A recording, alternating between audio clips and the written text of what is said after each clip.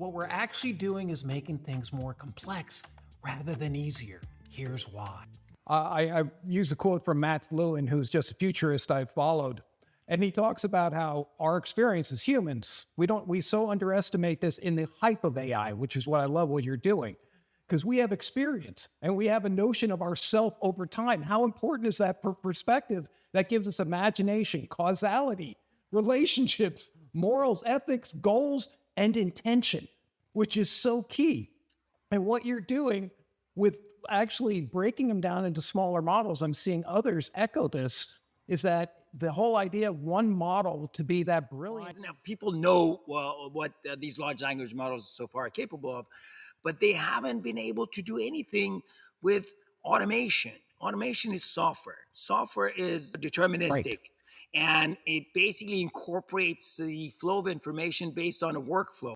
But in order to inject AI into software, if you will, we're going to have to rethink building software from first principle with the view of this AI. And the model that we're presenting is, we think it's quite natural and very elegant and can solve problems from healthcare all the way to manufacturing. The software that we built using this tool is the first AI native software. It's a project management tool with the name of our company, Omadeus.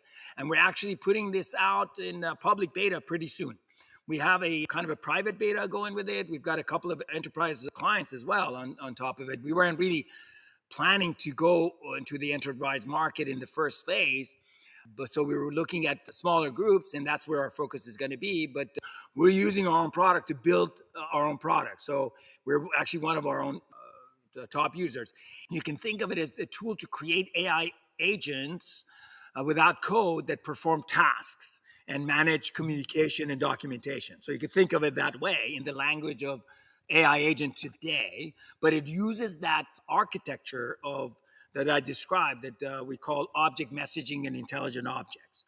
So it uses that in the notion of a critical entity being self-contained and self-aware and having algorithms associated with it to limit its execution in terms of what all it can do. So it's not going to go haywire and hallucinate. It's a very deterministic process, but the tiny language model inside those objects just gives it the ability of understanding natural language, really, and being able to interact with users and understand if an object comes to you and there's been a conversation for 2 weeks with 4 other people and you forget about it, you just ask the object saying, summarize yourself.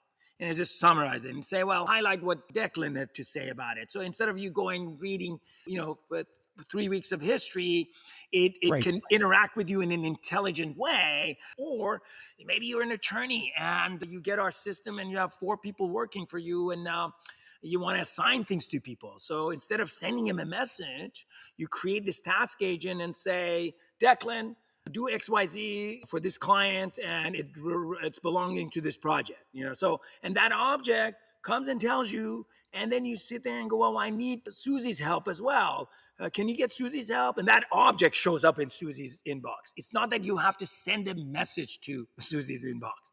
So basically, this is really what changes everything. That's why in my introduction pitch, I said, instead of shuffling dumb messages back and forth, you're basically exchanging intelligent objects. And these objects just know where to go, because if you ask Declan if we need something, it's like an intelligent agent. It's not a message. It'll show up and say, do we need? And it knows what to share with you. So this is really by design. And we're giving behavior, very predefined, disciplined behavior to these critical entities, these objects. And then we let them loose.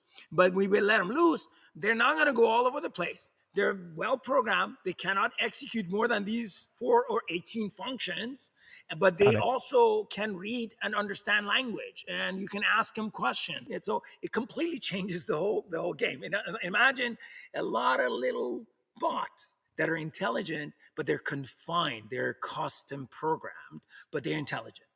So, but they're not going to run wild, you see?